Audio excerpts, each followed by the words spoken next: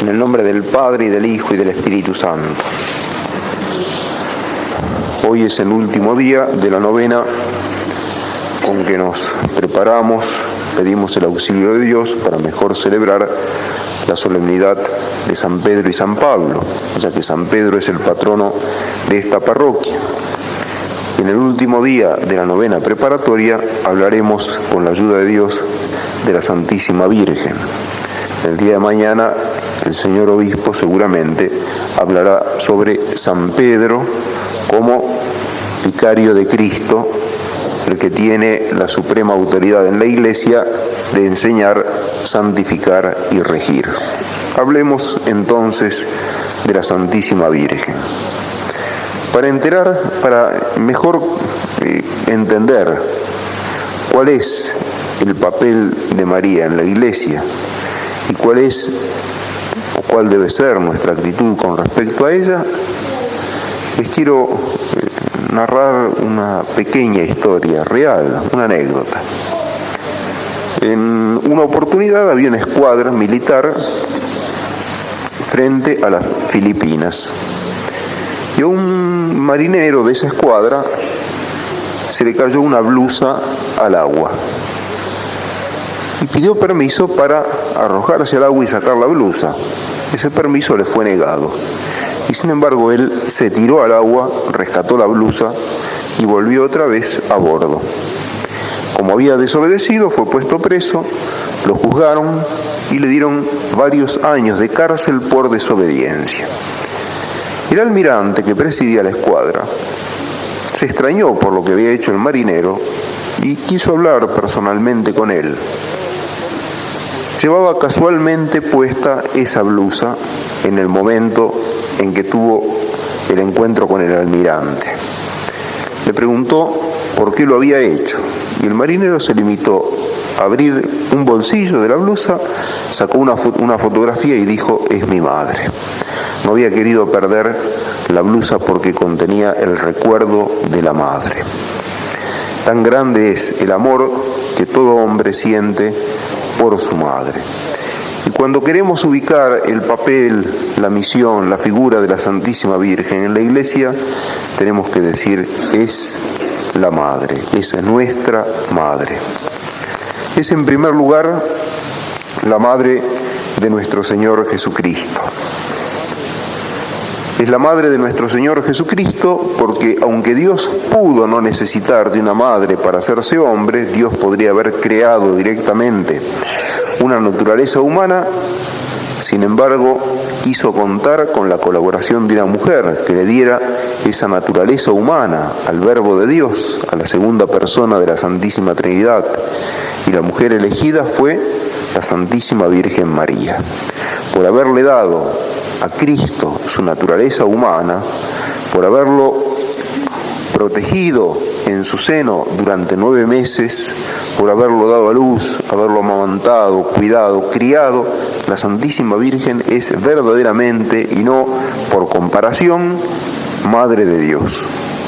Pero también la Santísima Virgen es Madre nuestra.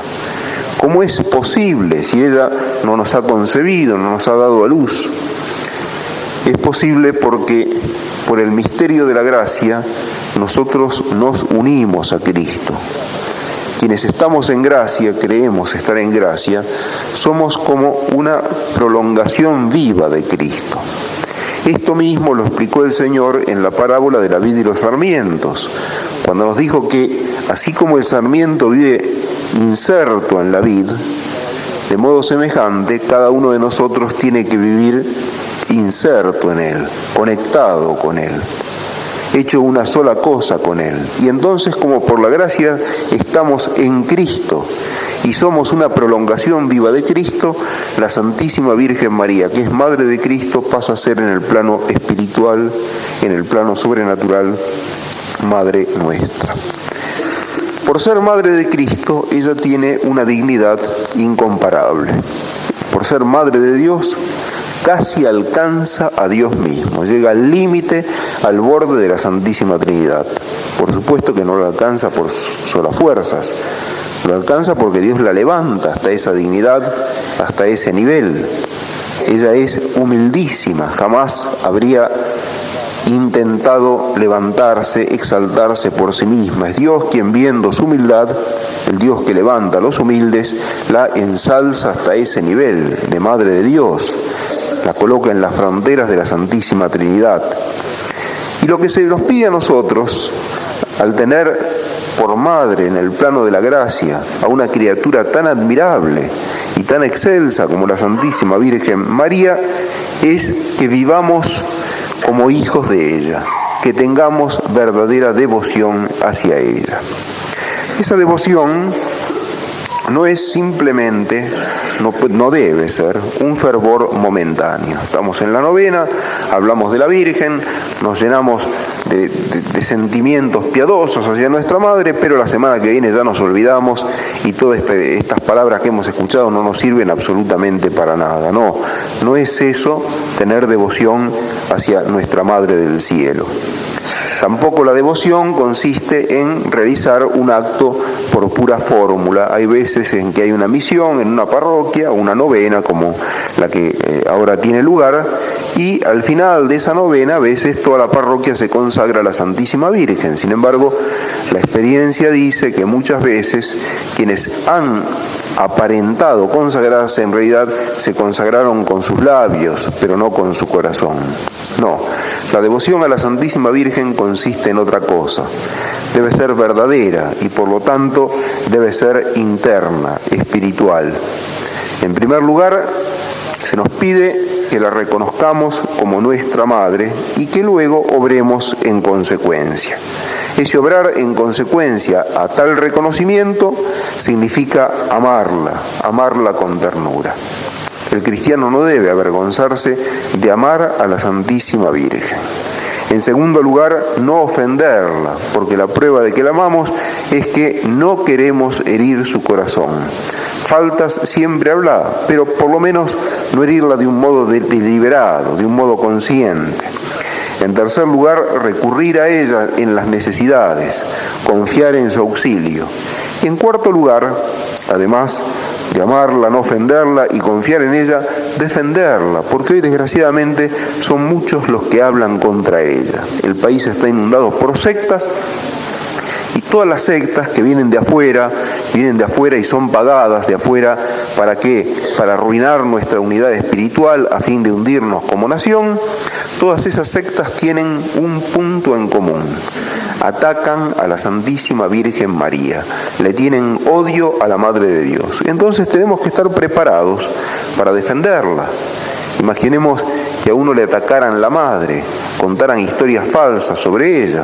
Uno tomaría todos los recaudos para salvar el honor de la Madre. Bueno, si verdaderamente somos hijos de María, tenemos que informarnos un poco más, conocer en qué consiste la mentira que los de las sectas dicen de ella, para lavar su honor, para limpiar su honor. Entonces nos mostraremos verdaderos hijos de ella. Trataremos de mostrar con nuestros actos la voluntad de retribuir algo de tanto que le debemos. La devoción a la Santísima Virgen es, en el hombre, señal de predestinación. Y no puede ser de otra manera, porque Dios se apoyó en María en la obra de la salvación del mundo. La salvación la hizo Cristo, por supuesto. La salvación, los méritos, la gracia, es decir, en definitiva, están en Cristo. Sin Cristo nosotros, nadie, ni siquiera la Santísima Virgen, habría podido algo en orden a la redención del género humano. Pero Dios quiso contar con nuestra colaboración. Y la que le dio el sí a Dios en la obra de la redención, un sí que lo dio en nombre propio y también en representación de todos nosotros, fue la Santísima Virgen María. Por eso quien le tiene devoción a ella lleva una señal de predestinado, porque Dios contó con ella en la obra de la redención. Por ejemplo, Dios pudo hacerse hombre porque la Santísima Virgen María abrió las puertas para el ingreso del Verbo de Dios. Dios se pudo hacer hombre porque la Santísima Virgen consintió, quiso ser Madre de Dios. Sabemos por experiencia que Dios no nos obliga a hacer el bien. Ha puesto en nosotros la voz de la conciencia por la cual distinguimos el bien del mal, pero nunca nos obliga a hacer el bien. El bien que hacemos, lo hacemos porque queremos, y por eso, porque somos frágiles y desagradecidos, tantas veces, por desgracia, hacemos el mal. Tampoco obligó Dios a la Santísima Virgen a responder que sí cuando el arcángel San Gabriel le propuso aceptar ser la madre del Redentor, de modo que Dios pudiera hacerse hombre, entrar en nuestra historia, entrar en un mundo que había sido ganado, conquistado por el pecado. Y la Santísima Virgen libremente respondió que sí.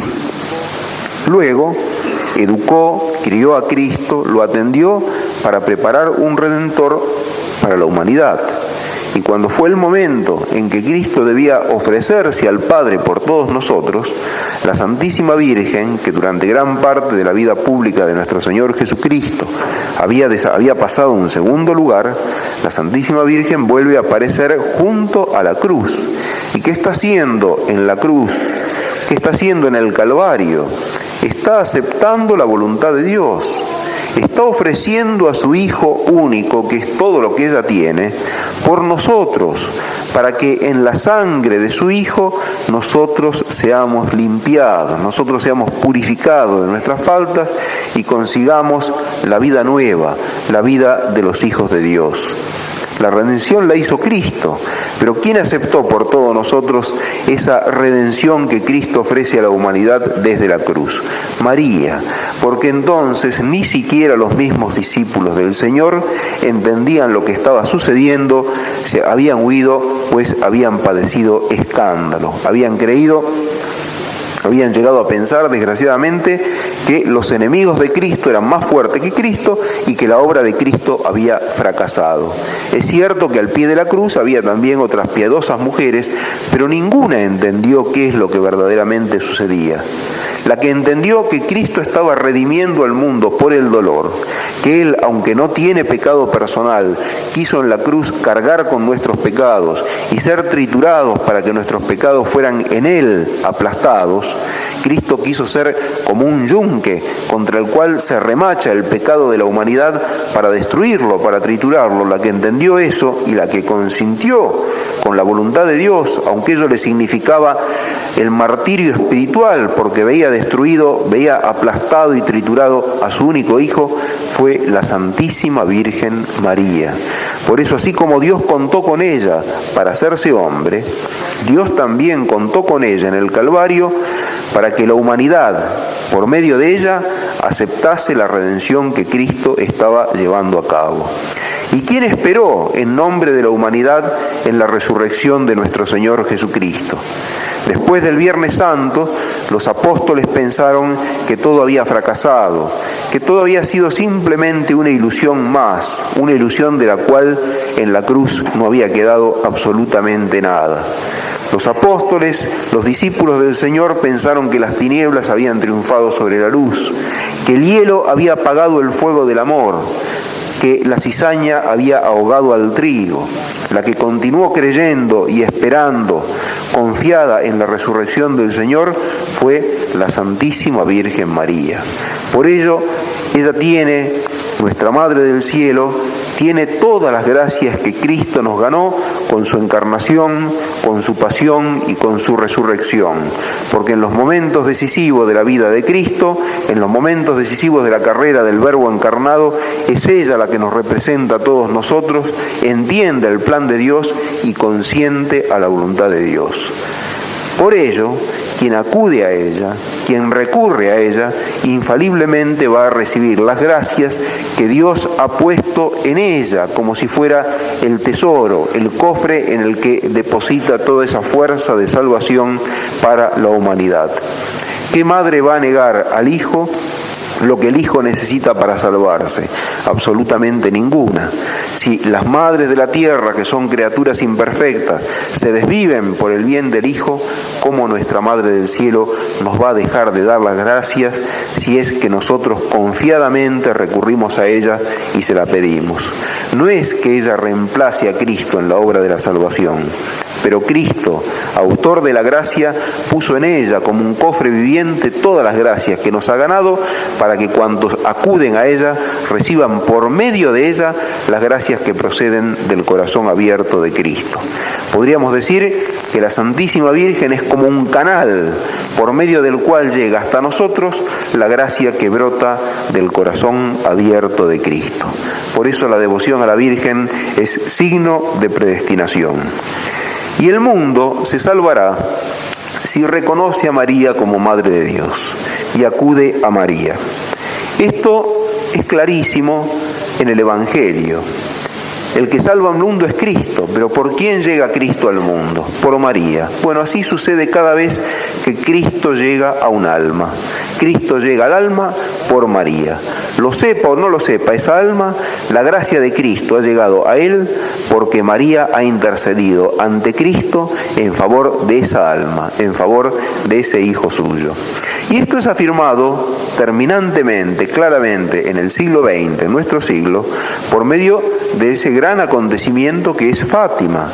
Como todos ustedes saben, en el año 1917 la Virgen apareció en Fátima, Portugal, el mismo año que en el otro extremo, en la otra punta de Europa, el comunismo satánico se imponía en la Unión Soviética, esclavizando una gran nación, a una serie de naciones cristianas, la primera de ellas, Rusia, que debe soportarlo desde hace más de 70 años. En la otra punta de Europa, la Santísima Virgen, en Portugal, en Fátima, aparecía y se mostraba a sí misma como aquella por medio de la cual el mundo encontraría la salvación. Porque ella es la que tiene el secreto de llevarnos a Cristo. Si nosotros no vamos a María, no encontraremos el camino hacia Cristo. Y ello lo ha probado con una serie de hechos portentosos, como sabéis.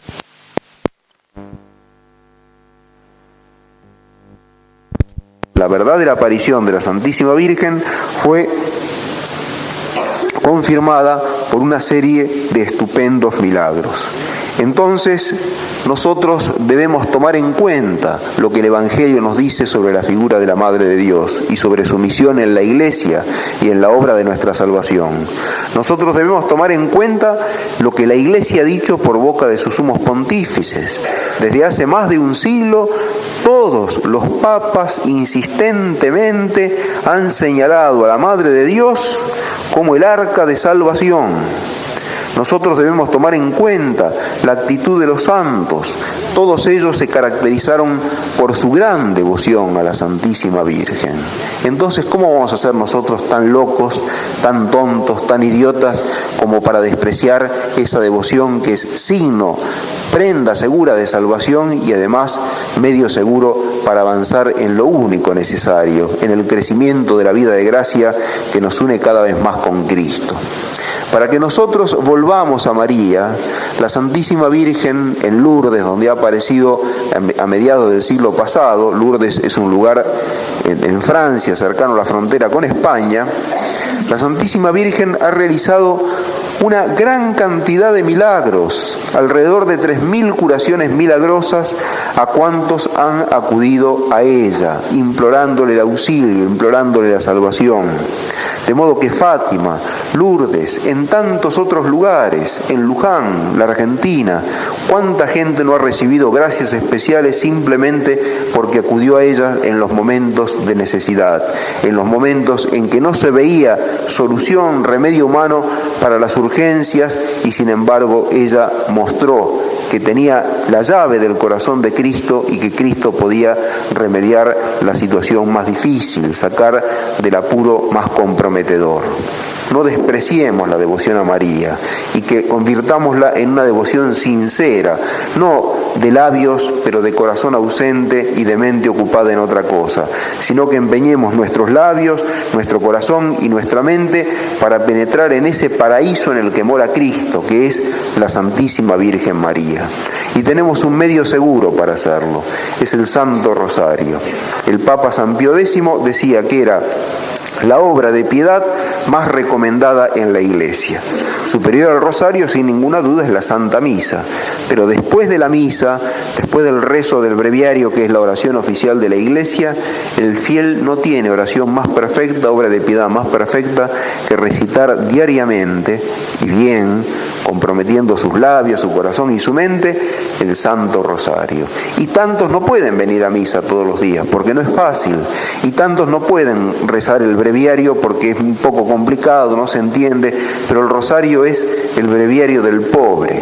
En lugar de las 150 salmos del breviario, el pobre tiene las 150 Ave Marías que se reparten en los misterios de gozo, los misterios de dolor, los misterios de gloria. Se va rezando cada día una serie de misterios y así va recitando su salterio que lo une al corazón de la Virgen.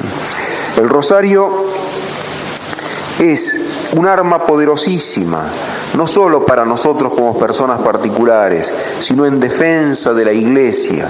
Por eso el Papa San Pío V puso la fiesta de Nuestra Señora del Rosario en recuerdo de una gran victoria que obtuvo la cristiandad cuando era amenazada por los musulmanes y su situación parecía desesperada. Daba la impresión de que una gran parte de Europa iba a caer bajo el poder musulmán. Sin embargo, porque los cristianos de todas partes rezaron el rosario e invocaron a la Virgen, ese día las tropas cristianas, en gran desventaja, en gran inferioridad numérica, sin embargo obtuvieron la victoria y Europa se vio salva. El rosario nos abre los libros vivos, que son el corazón de Cristo y el corazón de María. El que reza bien el rosario penetra cada vez más en ese paraíso que es el corazón de María, en el cual encuentra al autor de la vida, que es Cristo. Muchos dicen, pero es aburrido rezar el rosario. Es aburrido rezar el rosario cuando se lo reza mal. No puede ser que el cielo nos pida que recemos una oración que sea aburrida. Si nos la pide es porque esa oración será beneficiosa para nosotros, nos unirá más a Cristo. ¿Y qué gozo puede haber superior a ese contacto directo con Cristo, a ese conocimiento experimental de todas las riquezas que están encerradas en el misterio de Cristo? El rosario puede ser bien rezado por cualquiera. Lo único que se nos pide es que nos instruyamos un poco acerca de los misterios que contemplamos, que nos pongamos en la presencia de Dios antes de rezar cada misterio. Y después de haber considerado un poco el misterio que se enuncia, por ejemplo, en el primer misterio de gozo, la encarnación del Hijo de Dios, o en el primer misterio de gozo, la oración de nuestro Señor en el huerto de los olivos, o en el primer misterio de gloria, la resurrección del Señor, después de habernos puesto en la presencia de Dios y haber considerado ese misterio, tratar de convertir el Padre Nuestro y las Ave Marías en un acto de amor, de entrega de nuestra alma a Dios. Es sencillo rezar de esa manera, y cuando el rosario es recitado de ese modo, entonces no es aburrido, al contrario, es corto, porque cuando uno comienza a descubrir el secreto de poner su corazón en las manos de María para que María lo ponga en Cristo y ponga a Cristo en nuestro corazón, entonces uno querría estar rezando más tiempo y lamenta que las ocupaciones de esta vida hagan corto el tiempo de la oración. Por fin, el rosario asegura la unidad y la paz de las familias, porque conecta el amor natural de los esposos y de los padres con los hijos con el amor sobrenatural de Dios, con el amor sobrenatural de Cristo a través de la mediación de la Santísima Virgen María. Por eso es tan importante el que sea rezado el rosario en familia. En pocas palabras, Dios, que es nuestro Padre, nos ha hablado, su palabra está conservada en la Iglesia, para que nos sea más fácil reconocerlo y realizar las obras que Él nos pide a fin de que nos salvemos, envió a su propio Hijo. Y su propio Hijo permanece en medio de nosotros gracias al milagro permanente de la Eucaristía. El gran obstáculo que tenemos que evitar en nuestra vida cristiana es el pecado. El gran peligro, el único mal, es el pecado, porque el pecado de suyo lleva a la condenación. ¿Qué podemos hacer para descubrir a Cristo, vivir unidos a Cristo, para vencer las tentaciones del pecado, para vencer los peligros de nuestra fragilidad? Invocar a aquella que tiene la clave de nuestra salvación, María, y unirnos a ella por medio del Santo Rosario. Una vez escuché en el campo, en un lugar lejano, un criollo que entonaba estas coplas que él mismo había compuesto.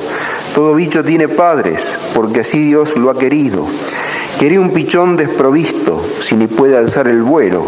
Yo padres tengo en el cielo, que son la Virgen y Cristo.